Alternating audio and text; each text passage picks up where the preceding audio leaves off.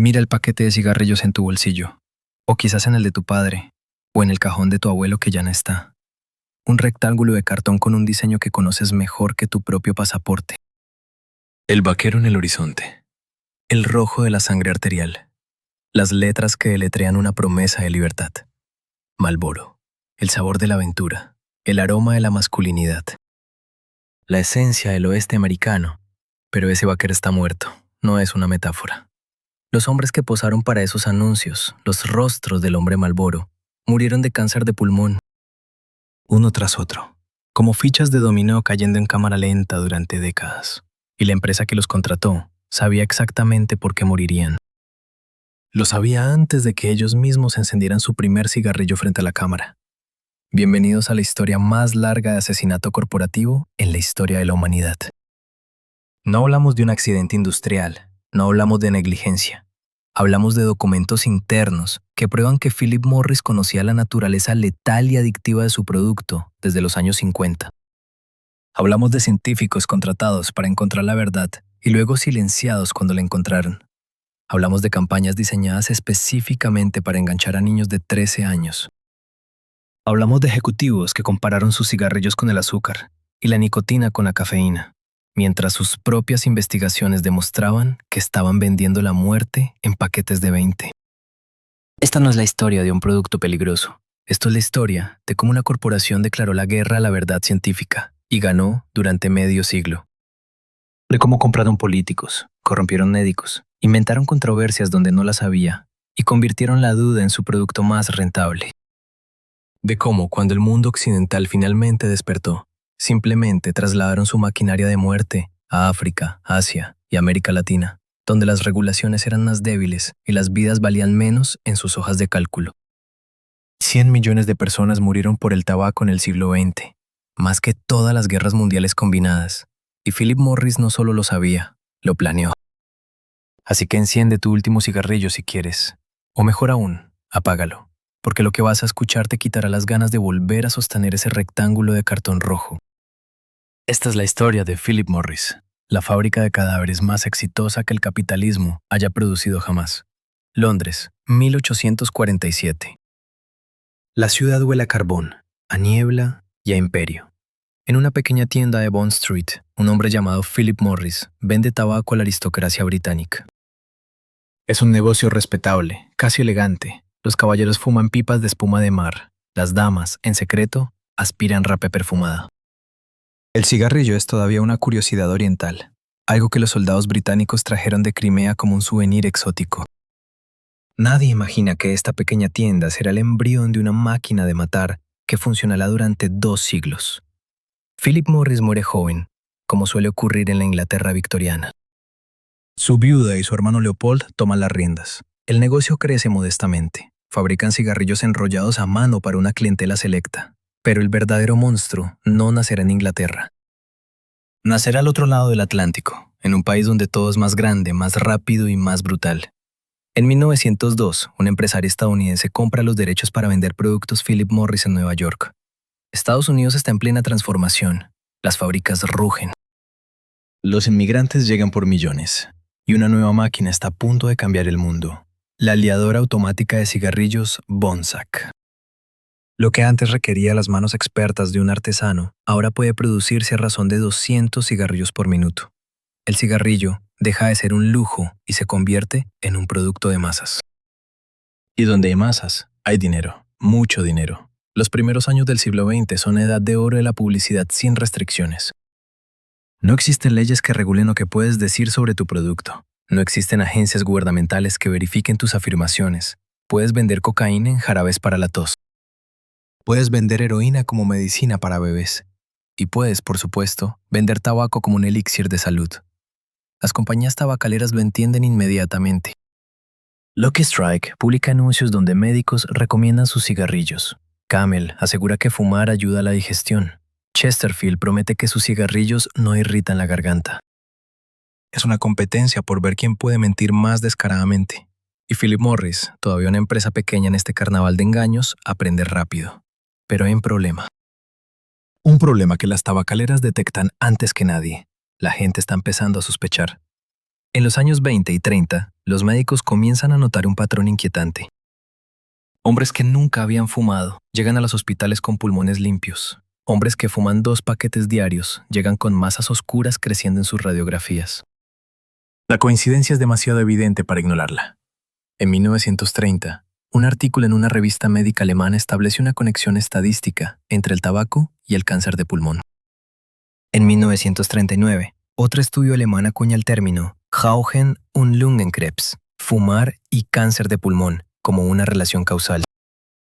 Los nazis, obsesionados con la pureza del cuerpo ario, lanzan las primeras campañas antitabaco de la historia. La ironía es grotesca. Los arquitectos del Holocausto estaban más preocupados por los pulmones de sus ciudadanos que las democracias occidentales. Pero la Guerra Mundial entierra estas investigaciones bajo las ruinas de Berlín. Y cuando el humo se disipa, las tabacaleras estadounidenses emergen más poderosas que nunca. Durante la guerra, el gobierno de Estados Unidos había incluido cigarrillos en las raciones de los soldados. Millones de jóvenes regresaron a casa adictos. El mercado era enorme. Y Philip Morris estaba listo para devorarlo. En 1954 ocurre el momento que define el próximo medio siglo de la industria tabacalera.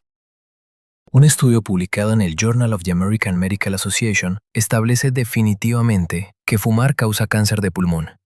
Las ventas de cigarrillos caen por primera vez en la historia. El pánico se apodera de las salas de juntas. Los ejecutivos miran las gráficas descendentes y ven el fin de su imperio, pero no se rinden, contraatacan. El 4 de enero de 1954, los presidentes de las principales compañías tabacaleras, incluyendo Philip Morris, se reúnen en el Hotel Plaza de Nueva York. Lo que decían en esa reunión es, sin exageración, uno de los crímenes corporativos más elaborados de la historia. Contratan a una firma de relaciones públicas llamada Hill & Knowlton. Su misión, crear duda. No probar que el tabaco es seguro, porque saben que no pueden. Solo sembrar suficiente confusión para que el público no sepa qué creer. El resultado es un documento llamado A Frank Statement to Cigarette Smokers, publicado como anuncio a página completa en más de 400 periódicos estadounidenses. En él, las tabacaleras prometen solemnemente investigar la verdad sobre el tabaco y la salud. Crean el Tobacco Industry Research Committee, un nombre que suena a ciencia pero que en realidad es una máquina de propaganda. Financian estudios diseñados no para encontrar respuestas, sino para generar preguntas. Contratan científicos dispuestos a cuestionar cualquier evidencia que vincule el tabaco con enfermedades. La estrategia es brillante en su perversidad. No necesitan ganar el debate científico, solo necesitan mantenerlo abierto. Cada año que pasa sin una conclusión definitiva es un año más de ventas. Cada estudio que genera controversia es millones de dólares en ganancias. La duda es su producto, y es el producto más rentable que jamás hayan vendido. Philip Morris abraza esta estrategia con entusiasmo particular. En sus archivos internos, documentos que no saldrán a la luz hasta décadas después, los científicos de la compañía escriben con claridad meridiana sobre lo que saben. Un memorando de 1958 describe la nicotina como un agente adictivo similar a la heroína. Otro documento de 1961 discute cómo ajustar los niveles de nicotina para maximizar la dependencia. Saben exactamente lo que están vendiendo, y lo venden de todos modos. Pero aquí viene la parte más oscura. Mientras públicamente niegan cualquier vínculo entre el tabaco y el cáncer, internamente buscan desesperadamente cómo hacer un cigarrillo menos letal. No por ética, por estrategia. Saben que eventualmente la verdad saldrá a la luz. Quieren estar preparados con un producto alternativo que puedan presentar como más seguro. Invierten millones en investigación secreta. Desarrollan filtros, experimentan con diferentes mezclas de tabaco. Pero cada innovación que reduce el daño también reduce el sabor o la adicción. Y eso es inaceptable. Un documento interno de Philip Morris de los años 60 lo dice sin ambigüedades. El cigarrillo ideal es aquel que maximiza la adicción mientras minimiza la percepción inmediata de daño. No la realidad del daño, solo la percepción. Quieren un producto que mate lentamente, tan lentamente que el fumador no pueda conectar su enfermedad con sus cigarrillos. Quieren décadas entre la primera calada y el diagnóstico terminal. Tiempo suficiente para una vida entera de compras. Y lo logran. El genio maligno de Philip Morris alcanza su apoteosis en 1955 con el nacimiento de Marlboro tal como lo conocemos.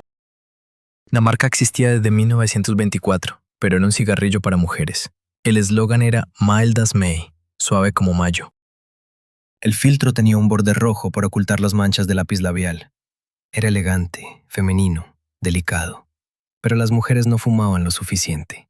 El verdadero mercado eran los hombres. Y los hombres no querían un cigarrillo con borde de lápiz labial. Querían algo que los hiciera sentir poderosos, salvajes, libres. Philip Morris contrata a Leo Burnett, un publicista de Chicago con la cara de un carnicero y la mente de un poeta. Burnett mira el cigarrillo femenino y ve algo completamente diferente. Ve un vaquero. El hombre Marlboro nace como una campaña temporal. Burnett propone usar diferentes figuras masculinas, pilotos, pescadores, atletas, pero el vaquero funciona mejor que todos. Es la fantasía americana destilada en una imagen, la frontera infinita, la independencia absoluta, el hombre que no responde a nadie, el silencio del desierto contra el ruido de la ciudad, la naturaleza contra la civilización, y en el centro de todo, un cigarrillo colgando de labios curtidos por el sol. Es mentira, por supuesto. Los vaqueros reales del viejo oeste rara vez fumaban cigarrillos, mascaban tabaco o fumaban pipas. El cigarrillo era cosa de dandis urbanos. Pero ¿qué importa la historia cuando puedes inventar una mitología? Marlboro Country no existe en ningún mapa. Existe solo en la imaginación de millones de fumadores, que nunca montarán un caballo, que nunca verán un cañón al amanecer, que nunca serán libres de la manera en que el vaquero del anuncio parece ser libre. Pero cada vez que encienden un Marlboro, por 30 segundos, pueden fingir. Las ventas explotan. En 1955, Marlboro es una marca moribunda. Para 1972, es el cigarrillo más vendido del mundo. Philip Morris pasa de ser un actor secundario a convertirse en el depredador supremo de la industria tabacalera. Y todo gracias a un vaquero que representa exactamente lo opuesto de lo que el cigarrillo hace. Mientras él cabalga libre bajo el cielo abierto, millones de fumadores están encadenados a una adicción diseñada científicamente para nunca soltarlos. Hay una escena que resume toda esta era. Estamos en 1994. 7 ejecutivos de las principales compañías tabacaleras, incluyendo William Campbell de Philip Morris, están sentados frente a un subcomité del Congreso de Estados Unidos. Levantan la mano derecha. Juran decir la verdad. Y luego, uno por uno, declaran bajo juramento que no creen que la nicotina sea adictiva. Es el momento más descarado de perjurio corporativo en la historia estadounidense. Para entonces, Philip Morris tiene décadas de investigación interna que demuestra exactamente lo contrario. Tienen documentos que describen la nicotina como el alma del cigarrillo. Tienen estudios sobre cómo manipular los niveles de nicotina para crear adicción más rápidamente. Tienen memorandos donde sus propios científicos usan la palabra adicción sin ningún eufemismo. Pero mienten. Miran a las cámaras, miran a los congresistas, miran a las familias de las víctimas sentadas en la galería y mienten. Porque mentir es lo que han hecho durante 40 años.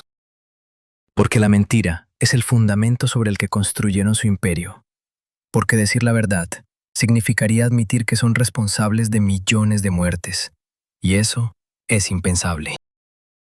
El monstruo nació en una tienda de Londres, creció en las fábricas de Nueva York, y para mediados del siglo XX había aprendido todas las artes oscuras del capitalismo sin conciencia, cómo manipular la ciencia, cómo corromper a los políticos, cómo convertir a médicos en vendedores, cómo transformar la muerte en un estilo de vida deseable. Philip Morris no inventa el cigarrillo, pero perfeccionó el arte de venderlo mientras sabía exactamente cuántas vidas costaría, y esto fue solo el comienzo. Porque lo que hicieron a continuación, cuando la presión se volvió insoportable en Estados Unidos, cuando los juicios comenzaron a acumularse, cuando la verdad finalmente empezó a filtrarse, fue trasladar su máquina de muerte a lugares donde nadie los detendría. A países donde $1 de soborno compraba el silencio de un ministro. A mercados donde los niños de 12 años podían comprar cigarrillos en cualquier esquina. A naciones donde la palabra cáncer todavía no había llegado a las aldeas, donde Marlboro ya estaba presente. Pero esa es la siguiente parte de esta historia. Por ahora recuerda esto. Cada imperio tiene sus cimientos. Y los cimientos de Philip Morris están hechos de mentiras, de adicción manufacturada y de millones de tumbas que todavía se están llenando. Imagina que eres un científico. Has estudiado durante años. Has dedicado tu vida a entender cómo funciona el cuerpo humano. Y ahora trabajas para Philip Morris, en un laboratorio secreto en Richmond, Virginia. Tu trabajo no es curar enfermedades. Tu trabajo es hacer que un producto letal sea más adictivo. Cada mañana te levantas, besas a tus hijos, conduces hasta el trabajo y pasas 8 horas calculando exactamente cuánta nicotina necesita absorber un cerebro humano para quedar enganchado de por vida. Luego vuelves a casa a cenar con tu familia. Esta no es una fantasía distópica. Esto ocurrió durante décadas y los documentos internos de Philip Morris lo prueban. En los años 70 y 80, Philip Morris opera lo que internamente llaman el Proyecto Hippo y otros programas de investigación sobre nicotina. El objetivo oficial es mejorar el sabor. El objetivo real es la ingeniería de la adicción. Los científicos de la compañía entienden que la nicotina es lo que mantiene a los fumadores comprando. Sin nicotina, un cigarrillo sería solo papel y hojas secas quemándose. Con nicotina, es una jeringuilla que el fumador se inyecta 20 veces al día. Pero hay un problema técnico. El proceso de curado del tabaco destruye parte de la nicotina natural de la hoja. Un cigarrillo fabricado normalmente tendría menos nicotina de la óptima para crear adicción. La solución de Philip Morris es añadir nicotina artificialmente. Desarrollan un proceso llamado Reconstituted Tobacco Sheet, donde trituran tallos y desechos de tabaco, los procesan químicamente y les añaden nicotina concentrada. El resultado es un producto que entrega exactamente la dosis que los científicos han calculado como perfecta para la dependencia. Un memorando interno de 1972 la explica con frialdad. Pensemos en el cigarrillo como un vehículo para la entrega de nicotina. No es tabaco lo que venden, es droga. Pero la nicotina sola no basta. También necesitan que llegue al cerebro más rápido. Aquí entra el amoníaco. Philip Morris descubre que añadir compuestos de amoníaco al tabaco aumenta el pH del humo. Esto convierte la nicotina de su forma salina a su forma de base libre, que cruza las membranas celulares mucho más rápidamente. Es el mismo principio que convierte la cocaína en crack. Un golpe más rápido, más intenso, más adictivo. La industria llama a esto tecnología de impacto de nicotina. Philip Morris lo mantiene en secreto durante años. Cuando otras compañías finalmente descubren la técnica, la llaman el secreto de Marlboro. Es la razón por la que Marlboro domina el mercado mundial. No es el vaquero, no es el sabor. Es química diseñada para esclavizar cerebros humanos. Y ahora llegamos a la parte que debería quitarte el sueño: los niños. Philip Morris sabía, desde al menos los años 70, que su supervivencia empresarial dependía de reclutar nuevos fumadores jóvenes. Los documentos internos lo dicen explícitamente. Un informe de 1981 señala que el grupo de edad de 14 a 24 años representa el futuro de la industria. Otro documento describe a los adolescentes como fumadores de reemplazo, el término que usan para quienes reemplazarán a los clientes que mueren. Piénsalo un momento. Necesitan reemplazar a los clientes que mueren. Es una ecuación empresarial donde la muerte de tus consumidores está integrada en el modelo de negocio. Y la única manera de mantener las ventas es asegurarte de que nuevos adolescentes empiecen a fumar antes de que los viejos fumadores mueran de cáncer. La estrategia para captar a estos jóvenes es sofisticada y despiadada. Primero, la publicidad. El hombre Marlboro no es solo un vaquero, es un símbolo de la rebeldía adolescente contra la autoridad. Fumar es lo que hacen los adultos que no quieren que hagas. Es la fruta prohibida. Philip Morris lo sabe y lo explota sistemáticamente. Pero va más allá de los anuncios. En los años 80 y 90, Philip Morris patrocina eventos deportivos, conciertos de rock, competencias de automovilismo, lugares donde los jóvenes se congregan. Plaga la mercancía con el logo de Marlboro, gorras, camisetas, encendedores. Cada adolescente que usa una gorra Marlboro es un anuncio ambulante, normalizando la marca entre sus amigos. Luego está el diseño del producto. Philip Morris introduce cigarrillos con sabores que enmascaran la aspereza del tabaco: mentol, vainilla, cereza. Sabores que hacen que la primera experiencia de fumar sea menos desagradable. Sabores diseñados para paladares jóvenes que todavía no han desarrollado tolerancia al humo. Un documento interno de 1974 lo dice sin rodeos. El adolescente busca conformarse con su grupo de pares y diferenciarse de sus padres. Fumar cumple ambas funciones. No son palabras de un sociólogo estudiando el comportamiento juvenil. Son palabras de ejecutivos planeando cómo explotar ese comportamiento para vender más cigarrillos a menores de edad. ¿Y qué hacen cuando los gobiernos intentan regular la publicidad? Se adaptan. Cuando se prohíben los anuncios de televisión en Estados Unidos en 1971, Philip Morris aumenta su presupuesto en revistas y vallas publicitarias. Cuando se restringen las vallas, invierten más en patrocinios deportivos. Cuando se limitan los patrocinios, inventan estrategias de colocación de producto en películas. El vaquero Marlboro aparece en todo lugar donde los ojos jóvenes puedan verlo. Y cuando Occidente finalmente cierra las puertas, Philip Morris encuentra nuevas.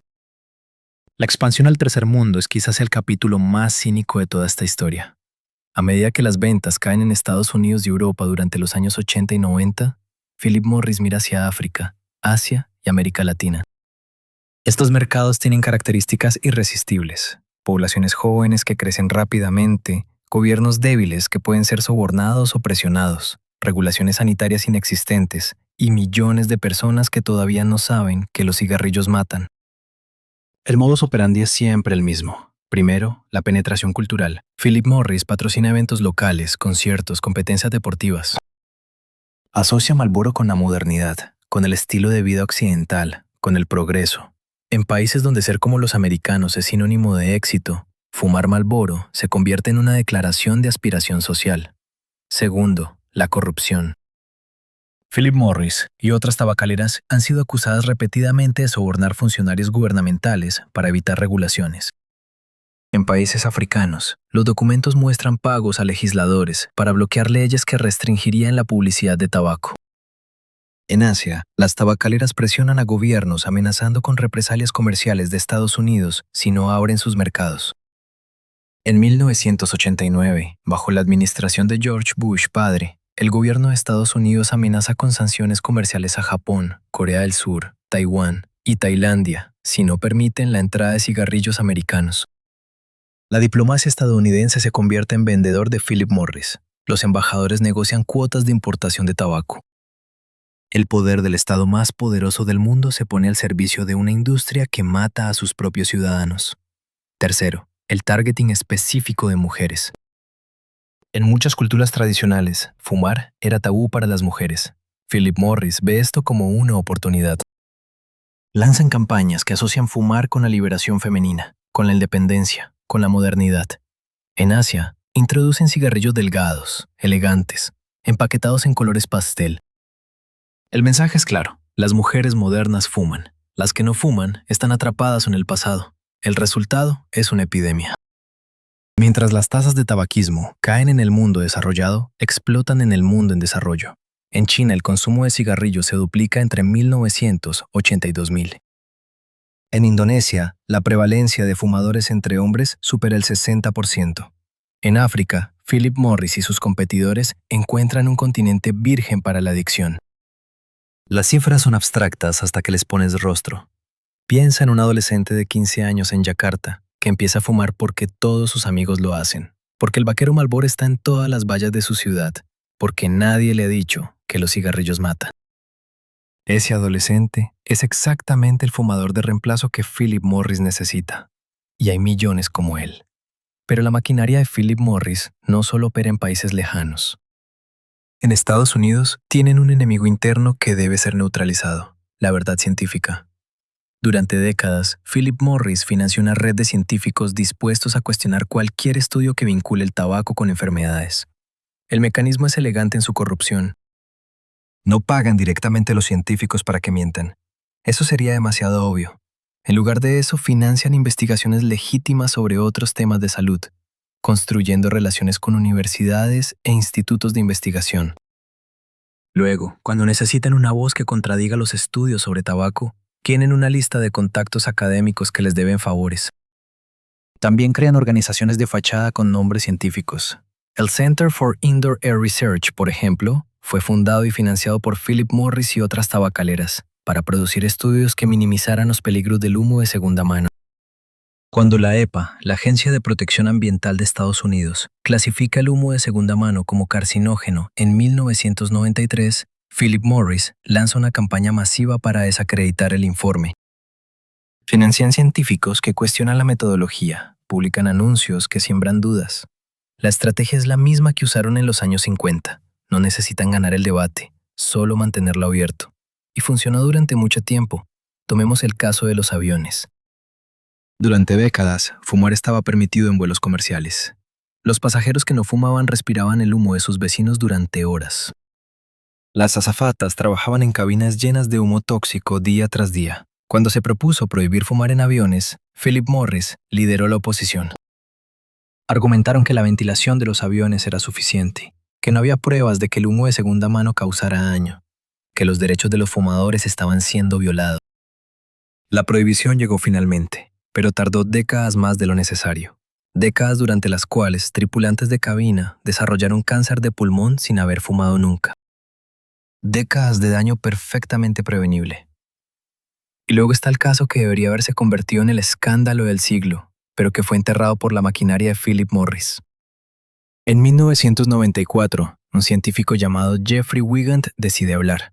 Wigand había trabajado como vicepresidente de investigación y desarrollo en Brown & Williamson, otra de las grandes tabacaleras. Lo que vio dentro lo horrorizó tanto que decidió convertirse en informante. Wigand revela que las compañías tabacaleras saben desde hace décadas que la nicotina es adictiva y que el tabaco causa cáncer. Revela que manipulan los niveles de nicotina para maximizar la adicción. Revela que añaden químicos al tabaco para aumentar la absorción. Todo lo que las tabacaleras habían negado bajo juramento, Wigand lo confirma con conocimiento de primera mano. La respuesta de la industria es destruirlo. Contratan investigadores privados para buscar cualquier mancha en su pasado. Lanzan una campaña de difamación. Amenazan con demandarlo por violar su acuerdo de confidencialidad. Durante meses, Wigand vive bajo protección, temiendo por su seguridad. Cuando la cadena CBS decide emitir una entrevista con Wigand en su programa 60 Minutes, los abogados de Philip Morris amenazan con una demanda multimillonaria. CBS, temeroso del costo legal, inicialmente censura la entrevista. Es uno de los momentos más vergonzosos en la historia del periodismo estadounidense. Una cadena de televisión autocensurándose para proteger a una industria que mata 400,000 personas al año solo en Estados Unidos. La entrevista finalmente se emite, pero el daño a Wigand ya está hecho. Su carrera está destruida, su matrimonio ha colapsado. Philip Morris logró lo que quería, hacer un ejemplo de él. Mostrar a cualquier otro posible informante lo que le espera si habla. Pero la verdad tiene una manera de filtrarse. En 1998, un abogado de Mississippi llamado Richard Scruggs obtiene acceso a millones de documentos internos de Philip Morris y otras tabacaleras. Lo que encuentra es la evidencia definitiva de todo lo que los críticos habían sospechado durante décadas. Memorandos donde los ejecutivos admiten que la nicotina es adictiva. Estudios internos que demuestran el vínculo con el cáncer. Planes de marketing dirigidos específicamente a menores de edad. Estrategias para manipular la ciencia pública. Estos documentos se convierten en la base del Master Settlement Agreement, el acuerdo legal más grande en la historia de Estados Unidos. Las tabacaleras aceptan pagar $246,000 millones a lo largo de 25 años a los estados americanos. A cambio, quedan protegidas de futuras demandas estatales. Parece una victoria, parece justicia, pero mira más de cerca. 246,000 millones suena como una cifra enorme. Pero Philip Morris factura más de $80,000 millones al año. El acuerdo representa menos de 3 años de ventas, pagaderos a lo largo de un cuarto de siglo. Es un costo de hacer negocios. Una multa de tráfico para un asesino serial. Y hay otra cláusula en el acuerdo, una que pocos notan. El dinero que las tabacaleras pagan está atado al volumen de ventas. Si venden menos cigarrillos, pagan menos. Esto crea un incentivo perverso. Los estados que reciben el dinero tienen interés financiero en que la gente siga fumando. El sistema diseñado para castigar a Philip Morris termina siendo los socios de los gobiernos estatales. Mientras tanto, en el resto del mundo, el imperio del tabaco sigue expandiéndose. Las restricciones que ahora existen en Estados Unidos no aplican en África, en Asia, en América Latina. Cada cigarrillo que no se vende en Nueva York se vende en Yakarta. Cada adolescente que no empieza a fumar en California es reemplazado por 3 en Nigeria. Y Philip Morris sigue siendo exactamente lo que siempre fue. Una máquina perfectamente diseñada para convertir vidas humanas en dividendos para accionistas.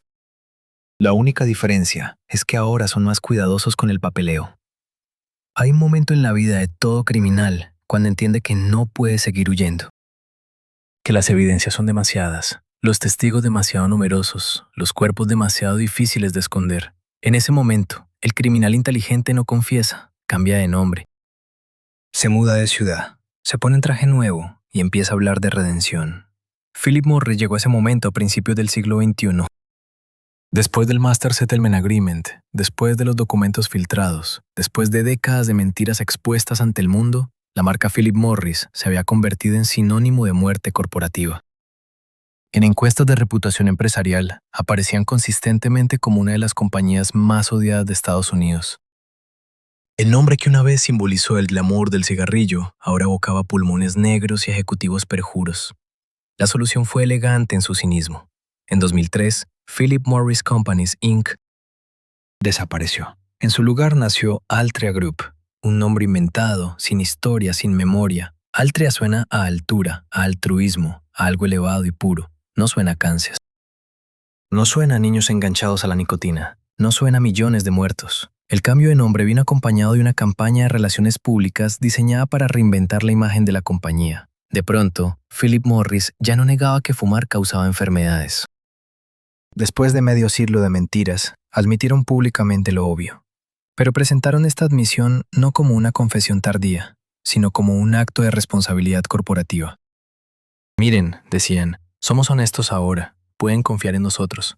Lanzaron programas para prevenir el tabaquismo juvenil, financiaron campañas que decían a los adolescentes que no fumaran. Suena contradictorio, pero era calculado. Estudios de marketing habían demostrado que los adolescentes responden negativamente a los mensajes directos de no fumes. Les gusta hacer exactamente lo que los adultos les dicen que no hagan. Las campañas antitabaco financiadas por Philip Morris estaban diseñadas para fracasar. Cumplían con los requisitos legales del Master Settlement Agreement mientras reforzaban la imagen del cigarrillo como fruta prohibida. También diversificaron. Altria compró Kraft Foods, convirtiéndose en dueña de marcas como Oreo, Philadelphia y Oscar Mayer. De pronto, la misma corporación que vendía muerte en paquetes de 20 también vendía galletas a tus hijos. Era un escudo de reputación. Cuando alguien criticaba a Philip Morris, podían señalar que también alimentaban a millones de familias. En 2007, separaron Kraft en una compañía independiente. Pero el mensaje había quedado claro. No somos solo tabaco, somos un conglomerado respetable. Pero el movimiento maestro de la metamorfosis ocurre en 2008.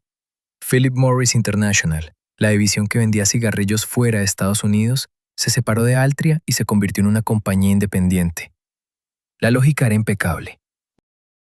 En Estados Unidos las regulaciones eran estrictas, los juicios costosos, la opinión pública hostil. Pero en el resto del mundo, todavía había miles de millones de potenciales fumadores sin explotar. Separando las operaciones, Philip Morris International podía perseguir agresivamente mercados en desarrollo sin que las restricciones estadounidenses interfirieran. Philip Morris International estableció su sede en Suiza, un país conocido por su discreción bancaria y sus bajos impuestos. Desde Lausana, dirigen operaciones en más de 180 países. El vaquero Marlboro cabalga ahora por aldeas africanas, ciudades asiáticas y barrios latinoamericanos, donde las advertencias sanitarias son pequeñas, las prohibiciones publicitarias laxas y los gobiernos más fáciles de influenciar. Y mientras tanto, los juicios continuaron. Caso tras caso, familia tras familia, las víctimas del tabaco buscaron justicia en los tribunales. La estrategia legal de Philip Morris fue consistente. Negar, retrasar, apelar. Cada caso que llegaba a juicio era peleado con ejércitos de abogados. Cada veredicto adverso era apelado hasta la última instancia. El objetivo no era ganar todos los casos. Era hacer que demandar a Philip Morris fuera tan costoso, tan largo, tan agotador, que la mayoría de las víctimas se rindieran antes de ver un centavo. En 2006, un juez federal de Estados Unidos emitió un fallo histórico. La jueza Gladys Kessler encontró que Philip Morris y otras tabacaleras habían participado en una conspiración de décadas para engañar al público sobre los peligros del tabaco. Usó la palabra conspiración, usó la palabra fraude. Citó los documentos internos que probaban que las compañías sabían exactamente lo que estaban haciendo. Ordenó a las tabacaleras publicar declaraciones correctivas, admitiendo que habían mentido. Las declaraciones correctivas finalmente aparecieron en 2017, 11 años después del fallo. 11 años de apelaciones, de maniobras legales, de retrasos.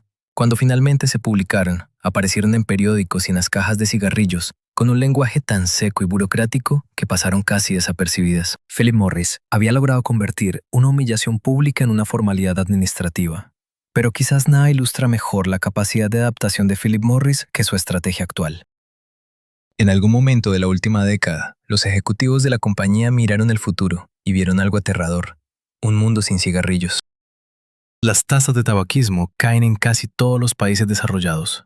Las regulaciones se endurecen año tras año. Los jóvenes de hoy fuman menos que cualquier generación anterior. El cigarrillo tradicional es un producto en extinción. La respuesta de Philip Morris es brillante y aterradora al mismo tiempo. No van a luchar contra el futuro, van a apropiarse de él. En 2014, Philip Morris International lanza IQOS, un dispositivo electrónico que calienta tabaco en lugar de quemarlo. La compañía lo presenta como una alternativa más segura al cigarrillo tradicional. Invierten miles de millones en investigación, en marketing, en lobbying, para que los reguladores lo traten diferente que los cigarrillos. El eslogan es un mundo sin humo. Philip Morris, la compañía que pasó medio siglo negando que el humo mataba, ahora se presenta como la salvadora que nos liberará del humo. La ironía sería cómica si no fuera tan obscena. Es como si un fabricante de armas lanzara balas menos letales y esperara un premio Nobel de la Paz. Pero funciona. IQOS ha sido aprobado en docenas de países. En Japón, donde las regulaciones sobre cigarrillos tradicionales son estrictas, pero las alternativas tienen más libertad, Philip Morris ha capturado una porción enorme del mercado. El dispositivo elegante, tecnológico, casi futurista, atrae a consumidores que nunca habrían comprado un paquete de Marlboro. ¿Es IQOS más seguro que un cigarrillo tradicional? Probablemente. No quemar tabaco significa menos de los químicos más tóxicos que se producen en la combustión, pero más seguro no significa seguro. El tabaco calentado sigue conteniendo nicotina, la sustancia que crea adicción. Sigue exponiendo al usuario a carcinógenos, aunque en menores cantidades. Y lo más importante, sigue siendo un producto de Philip Morris, una compañía con medio siglo de historia, mintiendo sobre exactamente este tipo de afirmaciones. Los críticos señalan que IQOS podría servir como puerta de entrada al tabaquismo tradicional, especialmente para jóvenes que de otra manera nunca habrían fumado.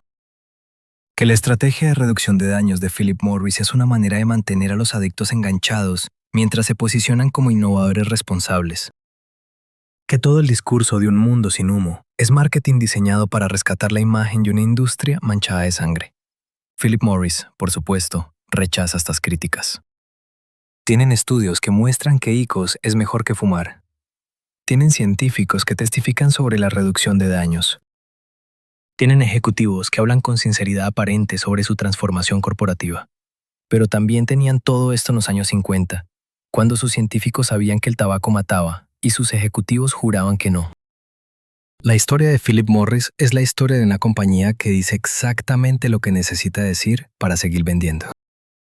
Y mientras el mundo desarrollado debate sobre IQOS y cigarrillos electrónicos, el negocio tradicional de Philip Morris sigue funcionando a toda máquina en el sur global. En Indonesia, donde 1/3 de la población adulta fuma, Philip Morris controla una porción masiva del mercado. En Filipinas, sus marcas dominan. En Egipto, en Pakistán, en Nigeria, el vaquero Marlboro sigue cabalgando por paisajes donde las leyes antitabaco son débiles o inexistentes. La compañía opera con una especie de doble moral geográfica. En Suiza, en Nueva York, en Londres, hablan de responsabilidad corporativa y reducción de daños. En Yakarta, en Lagos, en El Cairo, venden cigarrillos tradicionales con la misma agresividad de siempre. Es como si existieran dos Philip Morris, una para las audiencias occidentales que exigen ética corporativa y otra para los mercados donde la ética es un lujo que no pueden permitirse. Los números cuentan la historia. Philip Morris International vende más de 600.000 millones de cigarrillos al año. 600.000 millones. Si pusieras esos cigarrillos en fila, darían la vuelta al planeta más de 1000 veces. Cada uno de esos cigarrillos entrega nicotina a un cerebro humano, reforzando una adicción diseñada científicamente para durar toda la vida. Cada uno representa unos centavos de ganancia para los accionistas de Philip Morris. Cada uno acorta una vida humana en un promedio de 11 minutos. Pero no piensas en los cigarrillos como unidades individuales. Piensa en las personas. En el conductor de rickshaw en Delhi, que gasta 1/3 de su salario en Marlboro. En la madre adolescente en Manila que empezó a fumar a los 14 porque todas sus amigas lo hacían. En el oficinista en Sao Paulo que ha intentado dejar de fumar 7 veces y siempre fracasa, porque la nicotina que Philip Morris calibró tan cuidadosamente no lo suelta. Estas son las víctimas invisibles, los fumadores de reemplazo que mantienen el imperio funcionando. Y luego están las víctimas visibles, las que ya no pueden esconderse.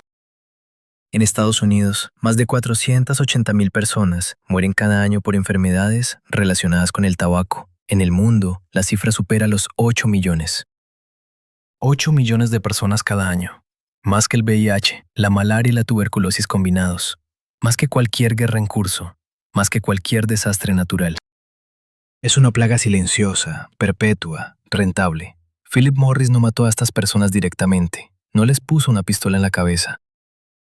Pero diseñaron un producto para ser adictivo. Mintieron sobre sus peligros durante medio siglo y lo vendieron a poblaciones vulnerables con técnicas de marketing perfeccionadas para explotar la psicología humana. En cualquier definición razonable de responsabilidad, son culpables. Pero la ley no funciona con definiciones razonables. La ley funciona con precedentes, con tecnicismos, con ejércitos de abogados que Philip Morris puede pagar y sus víctimas no. Entonces surge la pregunta que toda esta historia nos obliga a hacer. ¿Ha cambiado Philip Morris? ¿Es Altria diferente de la compañía que mintió al Congreso en 1994? ¿Es Philip Morris International, con su discurso de un mundo sin humo, genuinamente diferente de la empresa que financió campañas de desinformación durante décadas? La respuesta honesta es, no sabemos, no podemos saber, porque la única evidencia que tenemos es lo que ellos nos dicen, y hemos aprendido que lo que dicen no tiene ninguna relación con la verdad. Una compañía que mintió sistemáticamente durante 50 años no puede reclamar credibilidad simplemente porque ahora dice cosas diferentes. La confianza, una vez destruida tan completamente, no puede reconstruirse con campañas de relaciones públicas. Lo que sí sabemos es esto. Philip Morris sigue vendiendo cigarrillos. Sigue ganando dinero con la adicción. Sigue operando en países donde puede evadir las restricciones que enfrenta en Occidente. Sigue empleando las mismas tácticas de lobby y presión política que usó durante décadas. Los nombres han cambiado. Los productos se han diversificado. Pero el modelo de negocio fundamental sigue siendo el mismo. Extraer dinero de personas adictas a una sustancia que los matará prematuramente. Y ahora tienen algo que no tenían antes: legitimidad. IQOS les permite presentarse como parte de la solución al problema que crearon. Reducción de daños, dicen. Alternativas más seguras, dicen. Un mundo sin humo, dicen. Y hay personas, incluso reguladores y expertos en salud pública, que los escuchan, que colaboran con ellos, que les dan el beneficio de la duda. Quizás tengan razón. Quizás Philip Morris realmente ha cambiado. Quizás los ejecutivos de hoy son diferentes de los que juraron en falso ante el Congreso. Quizás IQOS genuinamente salvará vidas al alejar a los fumadores de los cigarrillos tradicionales. Quizás el vaquero Marlboro finalmente descabalgará hacia el atardecer y desaparecerá. Pero si la historia enseña algo es esto: cuando una corporación te dice que ha cambiado, mira lo que hace, no lo que dice. Mira dónde pone su dinero, mira qué productos vende y a quién. Mira si sus acciones coinciden con sus palabras. Y cuando miras a Philip Morris con estos ojos, lo que ves es una compañía que sigue vendiendo 600,000 millones de cigarrillos al año mientras habla de un mundo sin humo. Que sigue expandiéndose en mercados pobres mientras predica responsabilidad en mercados ricos. Que sigue siendo, en su esencia, exactamente lo que siempre fue: una máquina extraordinariamente eficiente para convertir la salud humana en ganancias corporativas. El monstruo no ha muerto. Solo ha aprendido a sonreír. Vuelve a mirar ese paquete de cigarrillos, el rectángulo rojo, el vaquero que ya no aparece en la caja, pero que sigue cabalgando en tu memoria. Las letras blancas que deletrean una marca que conoces desde antes de saber leer. Ahora sabes lo que hay detrás. ¿Sabes que científicos calcularon exactamente cuánta nicotina necesitaba tu cerebro para quedar atrapado? ¿Sabes que ejecutivos planificaron cómo engancharte antes de que cumplieras 15 años? ¿Sabes que cuando el mundo descubrió la verdad, simplemente se mudaron a países donde la verdad importaba menos? ¿Sabes que los hombres que posaron como vaqueros murieron de la misma enfermedad que te venderán a ti? 100 millones de personas murieron por el tabaco en el siglo XX. En el siglo XXI, la cifra será mayor, y Philip Morris, ahora escondido detrás de nombres como Altria, detrás de dispositivos elegantes como IQOS, detrás de discursos sobre un mundo sin humo, Sigue vendiendo 600.000 millones de cigarrillos cada año. Sigue ganando miles de millones mientras los hospitales se llenan y los cementerios crecen. Así que la pregunta final es simple. Sabiendo todo esto, ¿puedes volver a mirar ese paquete de la misma manera? ¿Puedes encender ese cigarrillo sin ver las décadas de mentiras que lo hicieron posible?